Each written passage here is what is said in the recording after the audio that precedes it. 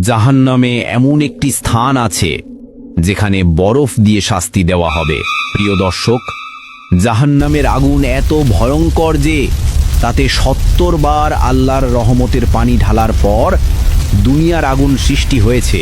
আপনি শুনেছেন নিশ্চয়ই, জাহান্নামীদেরকে আগুনের হাতুড়ি দিয়ে পেটানো হবে আর গলিত লোহা তাদের চোখে ঢালা হবে। চিন্তা করুন কত ভয়ঙ্কর সেই আযাব।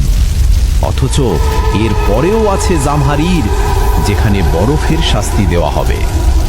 যখন জাহান্নামীদের সেই বরফে ফেলা হবে তখন তাদের শরীরের মাংস টুকরো টুকরো হয়ে পড়তে থাকবে।